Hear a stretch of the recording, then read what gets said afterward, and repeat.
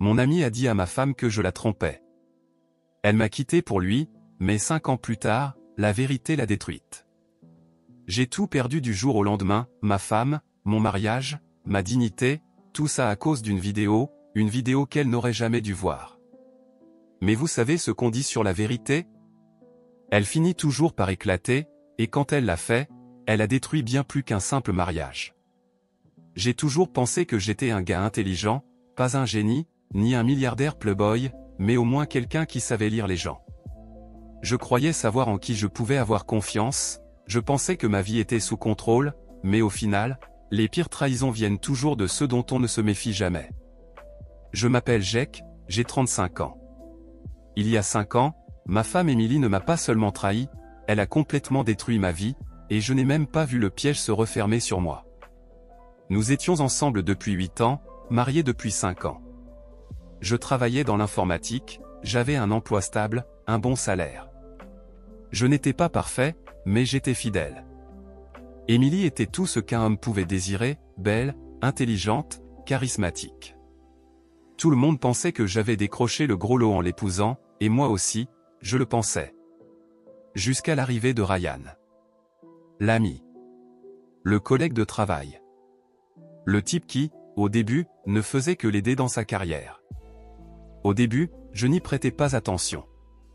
Vous savez, quand on fait confiance à quelqu'un, on ne cherche pas les problèmes. On ne scrute pas chaque message ni chaque regard en coin. On croit ce qu'on nous dit. Et Émilie? Émilie était une menteuse extraordinaire. Le premier drapeau rouge aurait dû être la fréquence à laquelle elle parlait de lui. Ryan a raconté la chose la plus drôle aujourd'hui au boulot. Ryan est tellement doué dans ce qu'il fait, je ne sais pas comment il y arrive. Ryan a été là pour moi après une journée tellement difficile. Mais j'ai laissé passer. Je ne voulais pas être ce mari paranoïaque qui voit des fantômes partout. Puis, c'est arrivé. J'avais une conférence à Seattle. Rien d'exceptionnel, juste un déplacement de 3 jours. Émilie ne pouvait pas venir, trop occupée.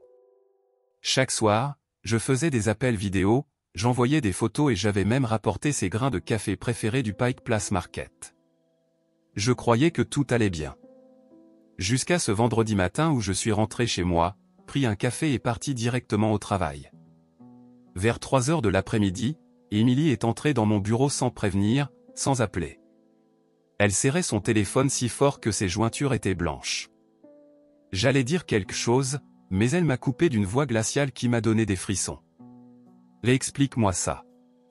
Elle m'a tendu son téléphone sous le nez et là, sur l'écran, il y avait moi, dans le hall d'un hôtel, en train d'embrasser une femme que je n'avais jamais vue auparavant. La vidéo était limpide. Le même hôtel où j'avais séjourné. Les mêmes vêtements que j'avais portés. La même manière idiote dont je penche la tête quand j'embrasse. Moi. C'était absurde.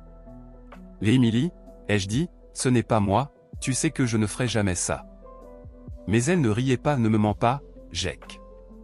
Sa voix tremblait, mais ça maintenant le téléphone non. C'est toi. Le même costume que tu as emporté. Le même hôtel. Qu'est-ce que je suis censé croire? J'ai attrapé mon téléphone, désespéré. Je lui ai montré mon historique de localisation. Je n'étais jamais sorti de ma chambre après le travail. Mais tu me connais, tu sais que je ne ferai jamais ça. Mais elle a à peine regardé. Elle a juste secoué la tête. Je ne peux pas faire ça, a-t-elle murmuré. Je ne peux pas être avec quelqu'un qui me ment en pleine face. Et comme ça, j'ai senti tout m'échapper entre les doigts. Puis le téléphone du bureau a sonné. C'était Ryan. Jack, mec, qu'est-ce qui se passe? Émilie vient de m'appeler en pleurant à propos d'une vidéo. Tu vas bien? Je peux faire quelque chose? Je me suis figé. Ryan. Le type qui, soudainement, s'était rapproché d'Émilie quand notre mariage était devenu plus sérieux. Le type qui semblait toujours savoir les choses avant même que je les dise. Celui qui avait accès à nos horaires, à notre maison, à ma vie. Et c'est là que j'ai compris. Ryan avait tout manigancé. Mais Émilie, elle n'écoutait pas. Elle ne se posait même pas de questions. parce que Ryan avait été le premier à lui parler. Et maintenant, j'étais sur le point de tout perdre. Je suis resté debout dans mon bureau, mon cerveau refusant d'accepter ce qui était en train de se passer. La femme que j'aimais. La femme en qui j'avais une confiance absolue. Me regardait comme si j'étais un menteur pathétique. Elle ne m'a pas cru. Elle n'a même pas hésité. La vidéo était tout ce dont elle avait besoin. J'ai essayé encore. Émilie, écoute-moi. Cette vidéo est fausse. Quelqu'un a monté ce coup. Je n'ai jamais quitté ma chambre après le travail. Je t'ai fait des appels vidéo tous les soirs. Tu sais que je ne ferai jamais ça. Elle a secoué la tête. Ryan m'a prévenu, a-t-elle chuchoté. Il m'a dit que quand un homme trompe, il trouve toujours une excuse. Il va paniquer, nier, essayer de te faire douter de ce que tu vois de tes propres yeux. J'ai eu la nausée. Ryan l'avait empoisonnée contre moi avant même qu'elle ne franchisse la porte de mon bureau. Il savait exactement comment tout orchestrer. Je pouvais le voir maintenant. Lui qui la consolait. Lui qui lui disait qu'il voulait juste le meilleur pour elle. Qu'elle méritait mieux. J'ai tendu la main vers elle, mais elle s'est reculée comme si j'étais quelque chose de pourri. Je ne peux pas faire ça, Jake, a-t-elle dit, la voix tremblante. Je ne peux pas rester avec quelqu'un qui me ment en face. Elle s'est retournée et est partie, me laissant là comme un idiot, avec mon monde s'effondrant autour de moi. Il n'a pas fallu longtemps pour que les conséquences commencent. La nouvelle s'est répandue rapidement.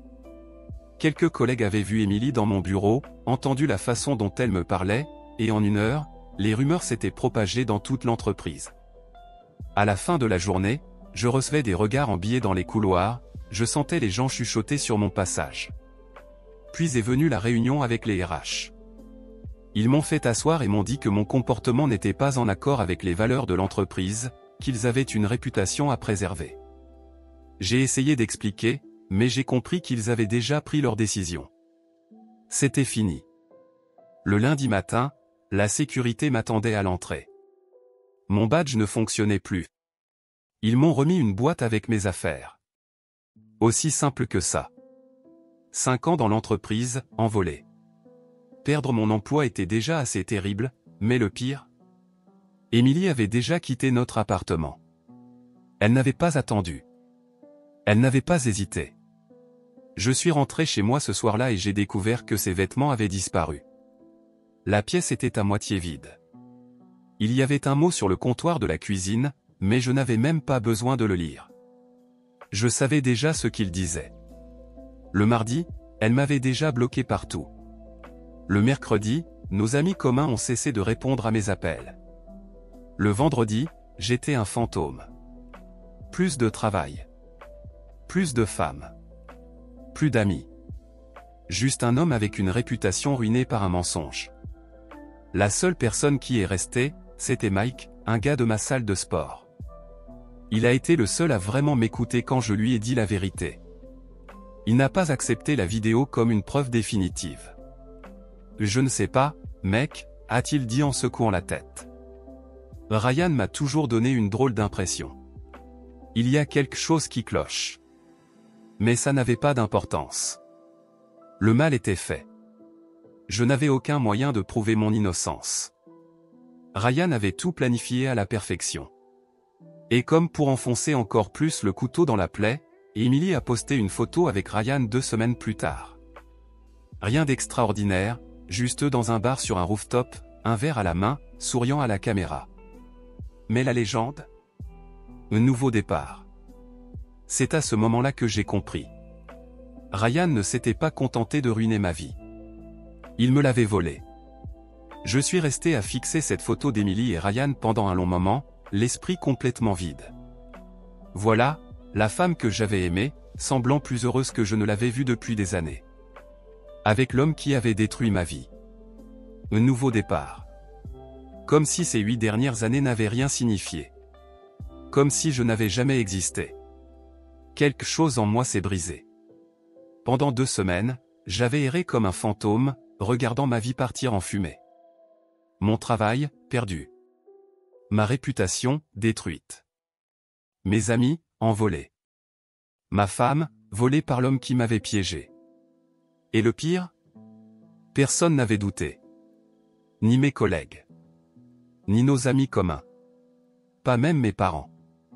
Quand ils ont appris le scandale de l'infidélité, ma mère m'a appelé en pleurant, disant à quel point elle était déçue. Mon père m'a dit d'agir en homme et d'assumer la responsabilité de mes actes. Ryan n'avait pas seulement pris Emily. Il avait tout pris. Et il s'en était sorti indemne.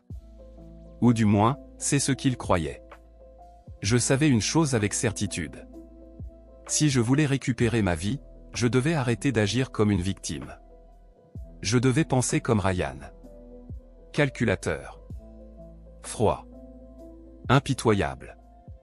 Alors j'ai fait quelque chose que je n'avais pas fait depuis des semaines. J'ai commencé à enquêter. Étape 1, trouver les failles. Ryan était très intelligent. Trop parfait.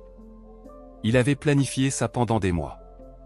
Ce qui signifiait qu'il devait forcément y avoir des preuves quelque part. J'ai relu d'anciens messages, des emails, tout ce qui pouvait m'indiquer depuis combien de temps il préparait ça. Il ne m'a pas fallu longtemps pour remarquer quelque chose d'étrange. Ryan avait commencé à envoyer beaucoup plus de messages à Emily quelques mois avant l'apparition de la fausse vidéo. Au début, c'était banal, puis c'est devenu personnel, et enfin intime. C'est là que j'ai compris. Ryan n'était pas juste apparu après le scandale. Il travaillait sur Emily depuis des mois. Lentement, il la retournait contre moi. Il semait des graines de doute.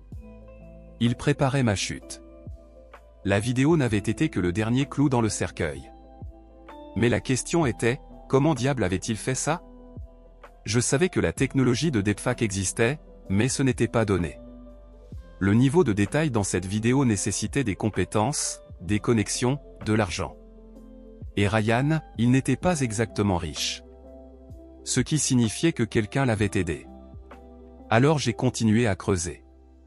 Étape 2, suivre l'argent. Ryan travaillait dans la vente en entreprise. Pas vraiment le genre d'emploi où on peut dépenser des milliers de dollars pour un deepfake. Je savais qu'il avait eu des problèmes financiers par le passé. On en avait déjà parlé. Il se plaignait toujours de ses prêts étudiants, du loyer trop cher, des mensualités de sa voiture. Alors d'où venait l'argent pour me piéger? C'est là que je me suis souvenu de quelque chose qu'Emily avait dit quelques mois avant que tout n'explose. Ryan est tellement stressé par l'argent en ce moment. Son boulot le détruit. Ils ont coupé ses primes. J'ai de la peine pour lui. Alors, d'où venait l'argent? Et soudain, j'ai compris. Emily. Ou plus précisément, le compte bancaire d'Emily. Étape 3, la preuve ultime. Emily et moi avions des finances partagées. Nous avions un compte commun pour les factures et le loyer, mais aussi des comptes séparés. J'avais encore accès au relevé de notre compte commun, alors j'ai vérifié, et c'était là, un retrait de 10 000 $, des mois avant l'apparition de la fausse vidéo, avec la description aux dépenses personnelles. Emily n'avait jamais mentionné d'achat important à cette époque. Elle n'était pas du genre à faire des achats extravagants et, assurément, elle n'avait fait aucun voyage coûteux. Alors, où était passé cet argent? Il n'y avait qu'une seule explication, elle avait financé le coup monté. Qu'elle ait su exactement ce que Ryan préparait ou non, elle avait contribué à financer le mensonge qui m'a détruit. Je suis resté là, fixant l'écran, ressentant quelque chose que je n'avais pas éprouvé depuis des semaines, du pouvoir. Pour la première fois depuis le début de ce cauchemar, j'avais la preuve que quelque chose ne tournait pas rond. Et je n'en avais pas fini. J'étais assis devant mon ordinateur portable, fixant le retrait de 10 000 $ de notre compte commun. Emily avait financé, d'une manière ou d'une autre, ce que Ryan avait fait pour m'incriminer. Qu'elle ait été au courant de tout le plan ou non, elle avait aidé à payer le mensonge qui a ruiné ma vie. Et elle pensait que je ne le découvrirais jamais. Elle pensait que j'allais simplement disparaître. Mais maintenant, j'avais ma première piste réelle. Et j'en voulais plus. J'ai commencé à chercher tout autre élément suspect, anciens messages, emails, même nos factures téléphoniques. C'est alors que j'ai trouvé quelque chose. 2 semaines avant l'apparition de la fausse vidéo, Emily avait eu un appel tard dans la nuit avec Ryan, qui avait duré presque 1 heure. 1 semaine avant cela, un autre appel de 40 minutes. Elle n'avait jamais mentionné ces conversations. J'ai fouillé davantage et découvert qu'elle l'appelait constamment depuis des mois. Et ce n'était pas de simples appels rapides, mais de longues conversations tardives. Elle ne faisait pas que tomber amoureuse de lui, elle l'aidait. Maintenant, je devais savoir à quel point elle était impliquée. Je savais que je ne pouvais pas simplement l'appeler et exiger des réponses. Émilie était trop prudente, trop sur la défensive. Elle raccrocherait dès que je commencerais à poser de vraies questions. Alors, au lieu de cela, j'ai appelé une autre personne. Quelqu'un qui me devait encore la vérité. J'ai appelé Cri. Cri était un ami commun. Ou du moins, il l'avait été. Il faisait partie de ceux qui m'avaient ignoré après le scandale de la prétendue infidélité, mais avant cela, il était proche de moi et d'Émilie. Il a décroché au 3e appel. Jake ? Sa voix était hésitante, comme s'il n'était pas sûr d'avoir le droit de me parler. J'ai une question à te poser, ai-je dit, et j'ai besoin que tu me dises la vérité. Il a soupiré. Mec, je ne sais pas si je devrais. Je l'ai interrompu. Ne me fais pas ça. Toi et moi savons que quelque chose ne colle pas dans cette histoire. Je ne poserai la question qu'une seule fois. Émilie était-elle au courant? Silence. Un long silence coupable. Puis enfin, il a expiré lentement. Elle savait quelque chose, a-t-il admis. Je ne sais pas ce qu'elle savait à propos de la vidéo, mais elle m'a dit des semaines avant que tout n'éclate qu'elle n'était plus sûre de toi. Que Ryan lui avait ouvert les yeux sur plein de choses qu'elle n'avait jamais remarquées auparavant. J'ai serré les dents. Ryan la manipulait depuis des mois. Cri a continué. Et mec, elle prenait déjà ses distances avant même que la vidéo ne sorte.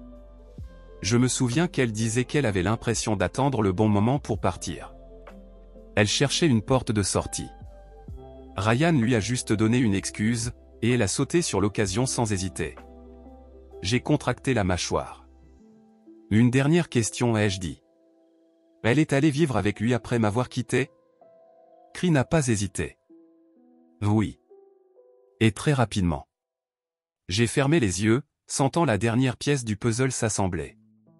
Elle ne m'avait pas quitté parce qu'elle pensait que j'avais trompé. Elle m'avait quitté parce qu'elle le voulait. La fausse vidéo n'avait fait que lui faciliter la tâche. Ce soir-là, je suis resté assis dans mon appartement sombre, l'esprit en ébullition. J'avais des preuves qu'Émilie était profondément impliquée avec Ryan. Je savais qu'elle cherchait déjà une porte de sortie avant même que l'histoire d'infidélité n'éclate.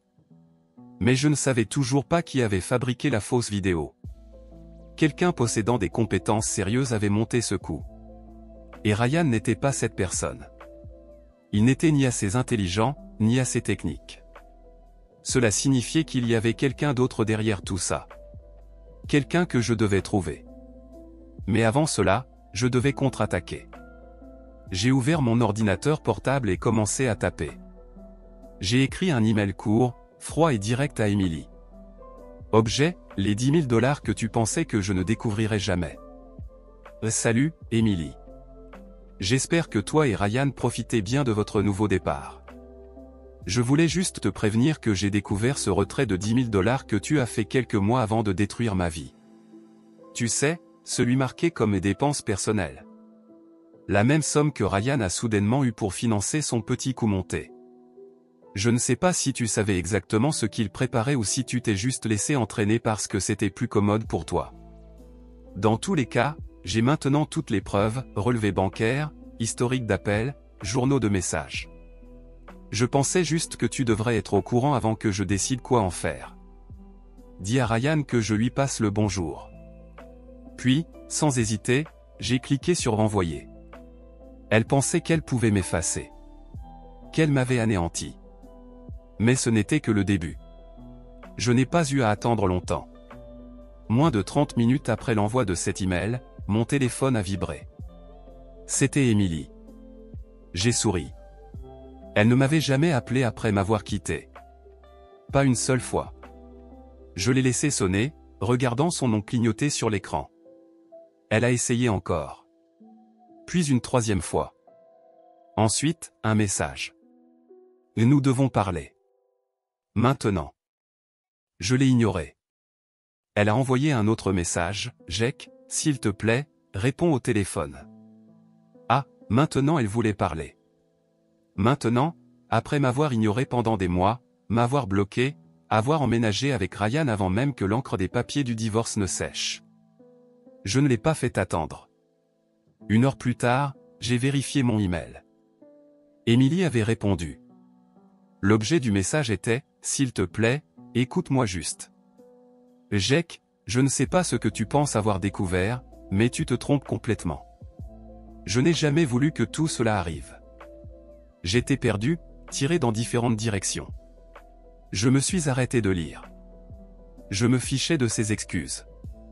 J'ai fait défiler l'écran et là, enfoui au milieu du message long et confus, il y avait « C'est Ryan qui m'a dit que tu n'étais pas honnête avec moi. C'est lui qui m'a dit que je devais commencer à voir les choses différemment. Je n'ai jamais pensé que tu serais capable de tromper, mais après avoir vu la vidéo, je ne savais plus quoi penser. » Elle l'avait admis. Ryan avait pris le contrôle de son esprit. Au fond d'elle, elle savait que je n'étais pas du genre à tromper, mais elle l'avait laissé l'influencer.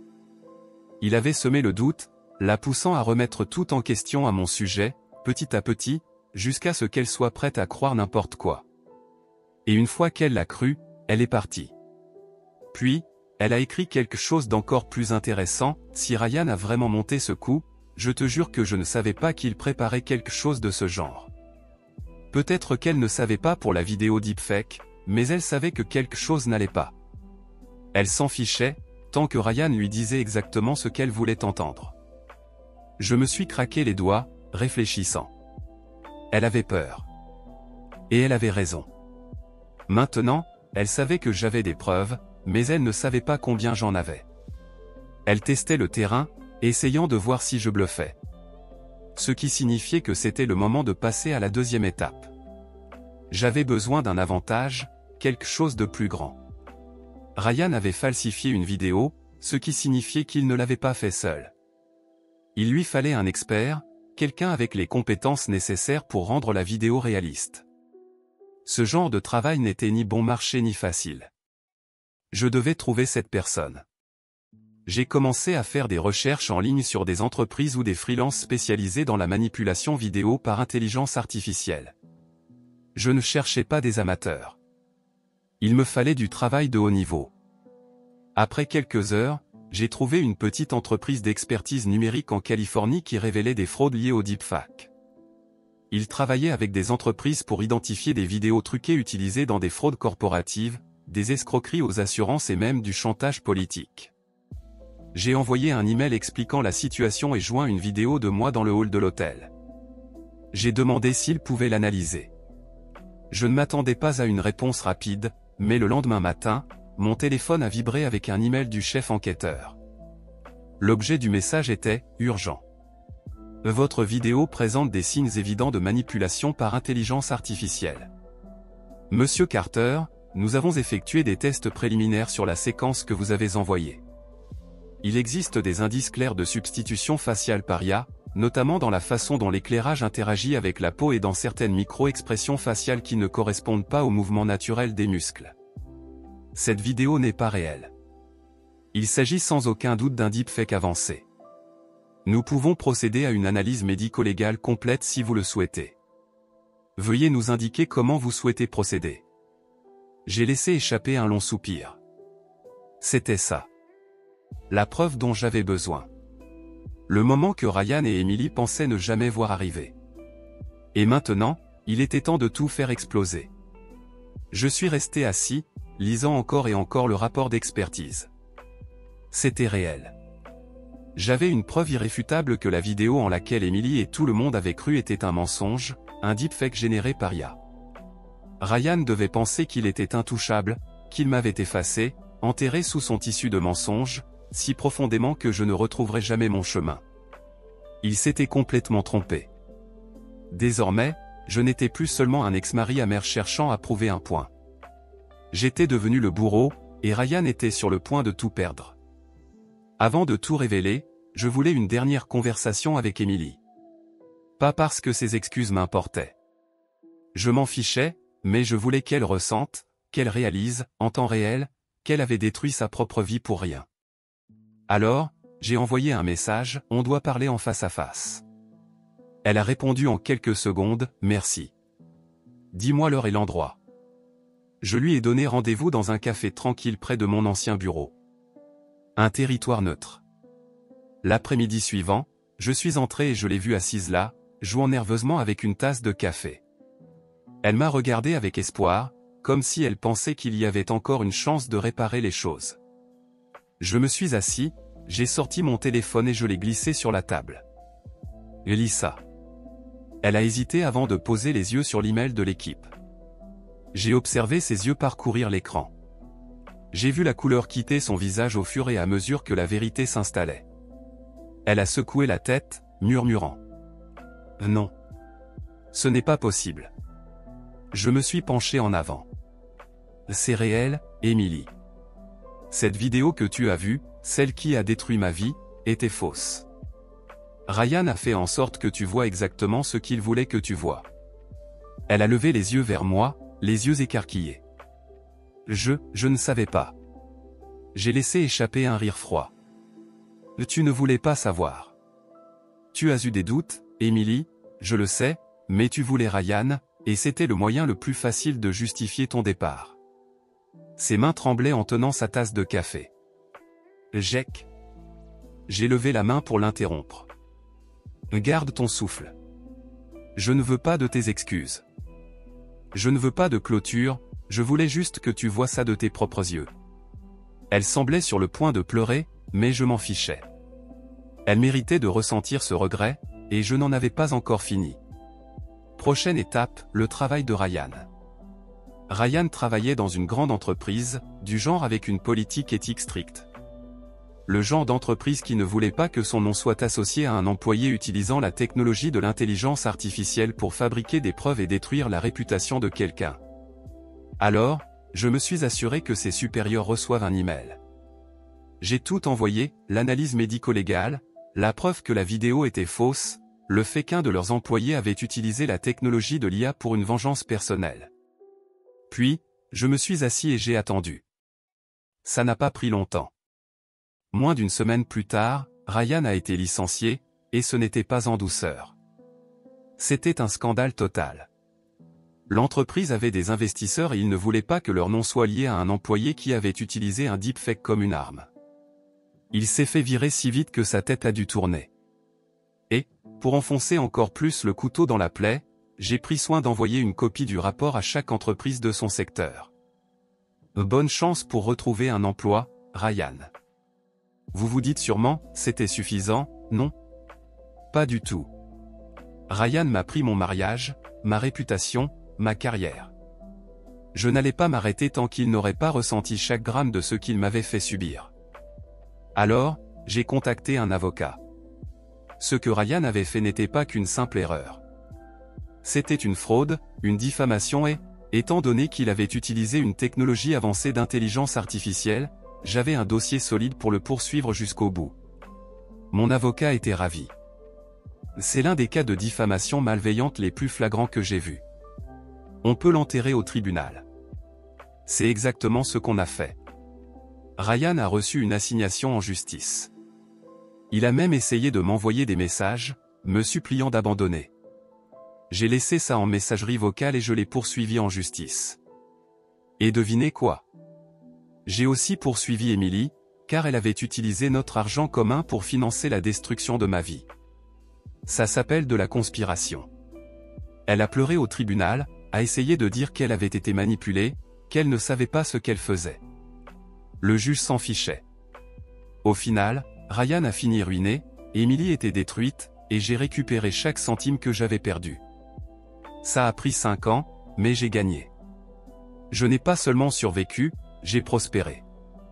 Avec l'argent du règlement, j'ai monté ma propre entreprise, un cabinet de conseil en technologie, où je contrôlais enfin mon avenir. J'ai déménagé dans une nouvelle ville, j'ai rencontré quelqu'un de bien, quelqu'un qui ne jouait pas à des jeux, qui n'écoutait pas les serpents comme Ryan, quelqu'un qui m'aimait vraiment pour ce que je suis. Et Ryan? La dernière chose que j'ai entendue, c'est qu'il travaillait dans un job minable, fauché et seul. Émilie, elle, a essayé de me recontacter. Elle disait qu'elle regrettait tout, qu'elle aurait aimé ne jamais écouter Ryan, qu'elle n'avait réalisé ce qu'elle avait avant de le perdre. Je n'ai jamais répondu. Elle a fait son choix, et j'ai fait le mien. Ne jamais regarder en arrière. Mesdames et messieurs, quel retournement de situation, hein? Des années de destruction, de vengeance, et au final, une justice servie bien chaude. Ryan pensait pouvoir enterrer l'auteur sous des mensonges et la technologie de l'intelligence artificielle, mais il a oublié un petit détail. La vérité finit toujours par éclater. Et Emily? Elle avait des doutes, mais elle a préféré choisir la facilité et regarder où ça l'a menée. Maintenant, je ne sais pas vous, mais il y a quelque chose de poétiquement satisfaisant à voir quelqu'un qui a joué avec la réputation et la loi finir avec rien. Alors, vous en pensez quoi? Vous trouvez que l'auteur est allé trop loin ou qu'il a fait exactement ce qu'il fallait? Dites-moi tout en commentaire. Si cette histoire vous a captivé du début à la fin, n'oubliez pas de liker et de vous abonner à la chaîne. Tous les jours, je partage des récits incroyables comme celui-ci. Ah, et il y a encore 2 histoires immanquables juste ici à l'écran qui vous attendent. Choisissez en une et suivez-moi. Je vous laisse ici et on se retrouve dans la prochaine histoire pleine de rebondissements.